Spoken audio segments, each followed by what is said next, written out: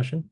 Yeah, of course. And thanks so much for your time. I know it's a Sunday evening. I'll just keep it very brief. Sure. So I'm the first year graduate student at Stanford, and I'm doing some research about senior living this summer. So I was interviewing more because I do some volunteer at daycare center at Menlo Park and the nursing home. So I interview more than 100 older adult and their Oh, caregivers. wow. And initially, so my because I was collaborate with some engineering team from the beginning of this year, we are trying to see whether we have possibility to build a robot for the nursing facilities Mm. because they experience a severe shortage of labor.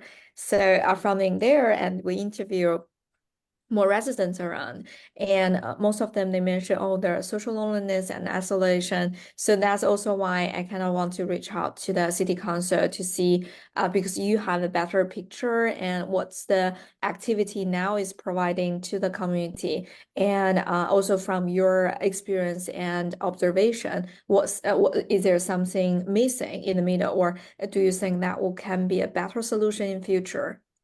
Yeah. Well, first of all, I'm kind of in the AI field, so I really like the idea of robots. I think that um actually I see it in Japan actually, where they're really pushing hard because they're having an issue where they don't have enough younger workers.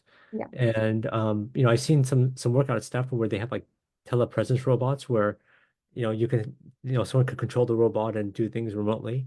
I saw someone recently stocking the shelves using a robot remotely, right? So I think this is great, right? I think this is a great way to um, lower the cost of living and allow people to have jobs and but live in inexpensive areas. So I think this is a great thing.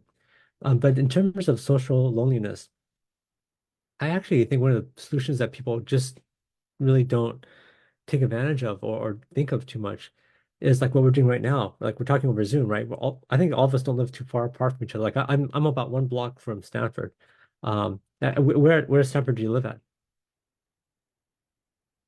Sorry, I was on mute. So I live on campus. I'm at leaving EVGR. You might Easy. heard Okay, about yeah. the Zero Road. Yeah. Yeah, yeah, my wife lived at Eskimo Village when she was in grad school. So that's why I figured you lived there as well. So Yeah. like Eskimo Village and where I live, we're probably not that far from each other actually, Yes. geographically. But we're talking over Zoom because it's just a lot more convenient. And I actually feel that um what we need to do is, and I think seniors are doing this already, is take advantage of this kind of technology where we don't all have to be in the same place, but by using this kind of technology. And you can imagine eventually when we have avatars and VR goggles and all this kind of good stuff, that it gets even better, right? And so I could see that, you know, um, I think technology, and this is why I'm such a big fan of technology, is because I think it could solve a lot of issues, right? Sometimes it's hard to get everyone in the same location, right? But like my dad, he can't walk very well anymore, right? But because he's on a computer, right? He has like thousands of friends, right? So like online, he doesn't feel lonely at all because he's connected to so many different people.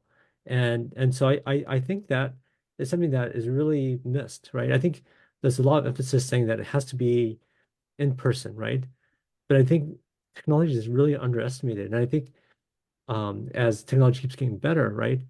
Um, I think this kind of loneliness stuff kind of goes away. I think it becomes less. So whether you're into like bridge or you're into I don't know what activities older people are into, but whatever activities they're into, right? They can playing cards, right? They can play cards online. They can do stuff like that where, like I just think about my dad's case where he's not so his mobility's kind of gone away. I mean, it's been revolutionary for him, right? It's just and it's not very expensive, right? I mean, it's just, like computers these days are so inexpensive, right? You could buy a pretty nice computer for less than $500 now. And so he has the whole world open to him, right? And so I actually think that um we should push for more of this, more of and the great thing about also online is that nobody knows how old you are, right?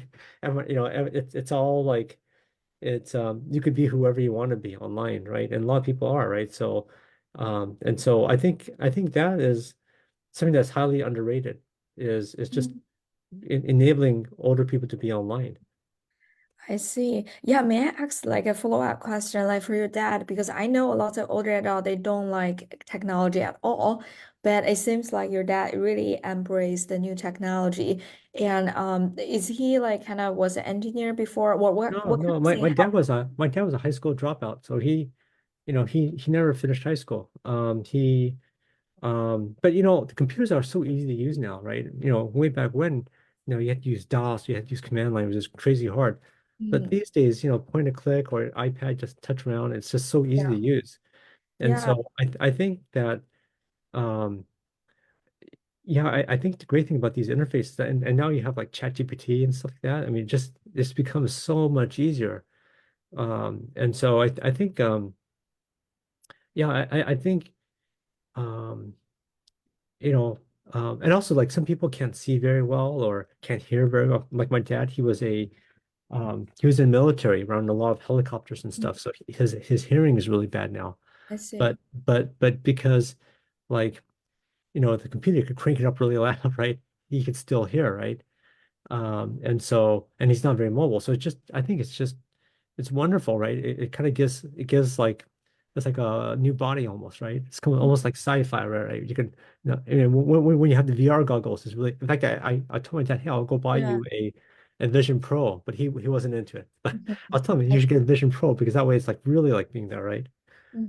Yeah, I see. Because I think throughout my interview is a lot of older adult, they are either they are not get used to technology because I used to teach them how to use iPhone, iPad at Mm, daycare center, but a lot of them they are not embracing the new technology mm, compared to your family.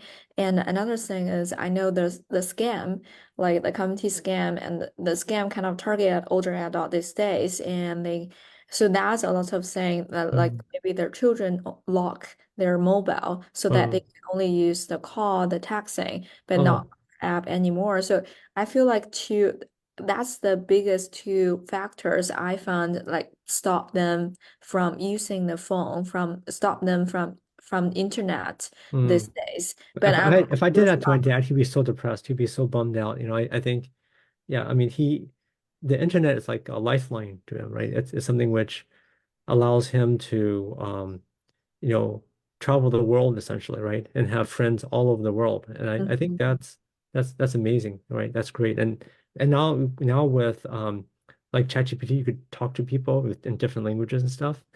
I mean, it's such an unlock. And so I think we just want to enable this. And I think as technology gets better, right?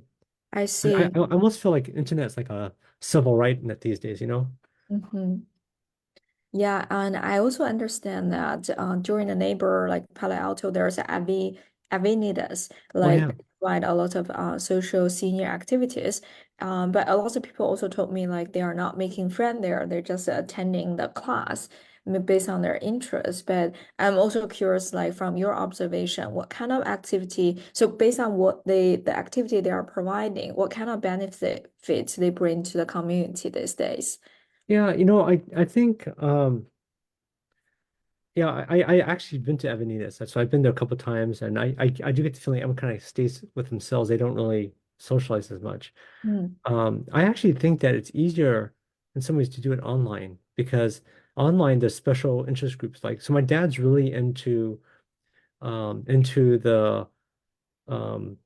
the development that's happened in China, right? So he like in the 1980s, um you would hear like there were stories about people famine, right? People in China starving, like people just literally starving, right? It was like I remember people used to go to China to adopt babies, right? Because it was a pretty tough time there. And now, China's like second largest economy in the world, probably going to be soon the largest economy. And so my dad's really into this. He's really kind of like amazed by this. And so he's into all these kind of discussion Mm. groups about this is a very niche topic, right? But he's Yeah, really into it. I see. And so How it's they hard con to how he get connected, how he find those discussion group. oh, like Reddit, right? This I Google read and it. Reddit. I mean, Wow. pretty much it's if you could use Google, like you could find anything, right? You could say, "Hey, I want to," and then with ChatGPT, it's even easier, right? So you could go to, yeah, you could have, you could. So that's the nice, the neat thing about online is that you could find like these really niche topics that probably not too many people in the world really care about, right? Yeah, I And see. and so and versus Avenidas, right? It's hard to do that because people are kind of like they have their own group of people and they're like it's kind of hard to break in because their interests are probably not your interest, right? Yeah, totally. That's what I heard from my interview. Exactly as what you share is like they very hard for them to break in because either people know each other more than 10 years, then you hard become a new friend. Yeah. And then there is people cannot make friends if they are from very different background, different interests, and people are just there attending class. And there's not much socializing there. And I'm also curious, like how your family, or from your observation, how the older generation keep their physical healthy. For example, they spend some time on the internet and like regarding their physical activities, what they are doing these days. Well, I think that's a big problem actually. So that's one problem my dad has is he sits in front of the computer all day long, and so that's not good. And that's actually why I was telling him I'll buy you a Vision Pro, right? Because I wanted him to get some exercise, but I couldn't talk him into it. Mm, But I think that's the ultimate. I've actually been thinking about getting a VR goggles myself. I bought one for my kids, but they played with it for like a month and that was it. yeah, So, I but see. but Yeah. I was actually thinking about getting one for myself just because I think it's good exercise, right? It's like so I think I think technology is a um there's a lot of potential to solve this kind of loneliness issue, right? Like my dad like on Reddit. I mean, and it's not just Reddit, but there's all these other groups out there that talk about things that he's truly interested in, right? And so he could just talk about Mm. it all day long, right? And I'm running a project right now. I'm also want to seek for your help or advice because I know a lot of older generation willing to share their experience regarding historical event, mm, and they are still willing to talk, especially like immigrant generation mhm. and veteran. They are still willing to share, and you see the social media nowadays is maybe more than half is not true, and so I would love to hear Yeah. their story and they can get connected. So I'm still kind of recruiting some of the older adults on that because now it's just sending the text and because they are not sharing a lot of sensitive, there's no sensitive information at all. It's just their experience. For example, when the internet first time came out, what happened in their daily life, the first time they don't use the credit card anymore. So those kind of story. And there are some oral historian was doing that maybe 10 years ago. And they are also interesting to see because now the AI can definitely do a better job. But I'm still kind of reaching out to more older citizens so that they, in case they willing to participate. So I'm definitely want to seek for your help or advice, how I can reach out to more people so that I can convince them to participate. Like my own parents, like both my parents grew up pretty poor, um and it's like I always like try to talk to my parents about like their life experience, right? So like my dad, he was like 4 years old or 5 years old when his dad died in the camps. In terms, so like I'm half Japanese, right? So my dad's Yeah. side, all the Japanese Americans got put into these camps, and so I wanted my dad to talk about his experience growing up, but he is so it's such a I guess it was such a painful period for him. He doesn't like talking about it, right? Because it's like it was a period of intense anti-Japanese discrimination, and so he feels very shamed by it actually. He feels like so whenever I try to talk to him about like, hey, what it was like growing up the camps, and he actually tells me ironically that he actually liked the camps because in the camps at least everyone was Japanese, and there's really not much discrimination. But when you get out after the camps, it was incredible. Like this is why my dad, he never finished high school, was because if you were Japanese living in California after the war, it Yeah. was like crazy bad news. You were like the Yes. enemy. They couldn't figure out the Japanese, like they were born here. My dad was born here, and his parents were also born here, right? So he's third generation Japanese. Yeah. They couldn't distinguish like the Hmm. Japanese that were here for multiple Yeah. generations with the Japanese that you know killed the relative in the Yeah. Pacific. And Totally. and so like my dad would get beat up all the time. Like he got Hmm. this like one time he got beat up so badly, Hmm. he was hospitalized, and he decided that he was not going to Hmm. go to school anymore. Yeah. But I wanted to hear these stories, but from my dad, I could just tell he just it's such a terrible experience that he just doesn't like talking about it. So Mhm. yeah. I see. Yeah, and do you have any advice like how I can maybe reach out to more older generation and just get them on board and to see how the technology can connect them with a similar, passion, similar interest, similar background. I think a lot of older people are actually online. You just don't know it, right? They don't advertise, oh, I'm this old. But I think a lot of older people are. And and I think for the ones that aren't, we should try to help them to go online because I think this is like I just see my own family how what a um I see what joy brings to my dad, right? But it's just because he's really, like I said, into this China development thing. And so he's like just fascinated by how China went from dirt poor to, second wealthiest country in the world. All Cool. right. We're actually out of time at the moment, but thank you for joining our office hours tonight. Oh, thank you. If you have 1 or 2 minutes, I'm not sure it's you have Yeah, any. why don't you go ahead? Yeah, I just have just one quick question. It's more like what kind of community or what kind of accept technology you think might be helpful for the senior citizens here? And yeah, I think that's is there something you think if there's some activity there, it will be very helpful for them? I think an iPad, something like an iPad where it's like, because I think iPad's just a little bit similar than a computer. It's all touch, right? And also like with a phone, iPhone is too small. Sometimes it's hard for them to see. And the Mm. iPad has big speakers, like loudspeakers, and it's Mm. big and it's bright.